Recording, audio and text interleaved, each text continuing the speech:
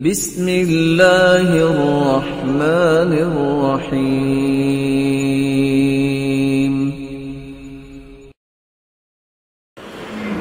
رسول اللہ صلی اللہ علیہ وآلہ وسلم نے اس لیے امت اسلامیہ کو اسلامی خصائل اور اسلامی حقوق سے آشنائی دی ہے۔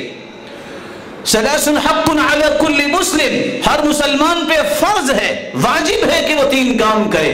الغسل یوم الجمعہ، جمعہ کے دن غسل کرنا، والطیب، خوشبو لگانا، والسواک، مسواک کرنا۔ اگرچہ بعض نے اس کو وجوب سے ہٹانے کے بھی دلائل پیش کرنے کی کوشش کی ہے۔ ہاں بیمار ہے یا اس طرح کا کوئی شرعی عذر ہے تو شریعت اسے آسانی دیتی ہے۔ رسول اللہ صلی اللہ علیہ وآلہ وسلم نے اس لیے فرمایا ثلاث من كن فيه وجد بهن حلاوة الإيمان أن يكون الله ورسوله أحب إليه مما سواهما وأن يحب المرء لا يحبه إلا لله وأن يكره أن يعود في الكفر بعد إذ أنقذه الله منه كما يكره أن ينقذ في النار۔ 3 خوش نصیب لوگوں کی علامتیں ہیں جب وہ خصائل دین فطرت کو اختیار کرتے ہیں، ان کے دل میں سب سے زیادہ محبت اللہ اور اس کے رسول کی جب آ جائے تو ایمان کی لذت و حلاوت و مٹاس اللہ انہیں عطا کر دیتے۔ جب ان کی محبت کا مطمع نظر مقاصد نہ ہو، اغراض نہ ہو، یہ مقصد ہو رب راضی ہو۔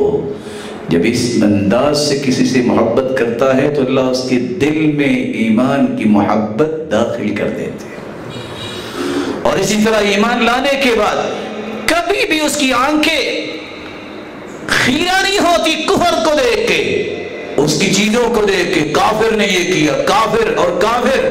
مسلمان اس بات پہ فخر کرتا ہے اللہ تیرا شکر ہے تو نے مجھے ایمان کی دولت عطا کی، مجھے فخر ہے میرے مالک میں تیرا بندہ ہوں، اور اس سے بڑا فخر کیا ہو سکتا ہے؟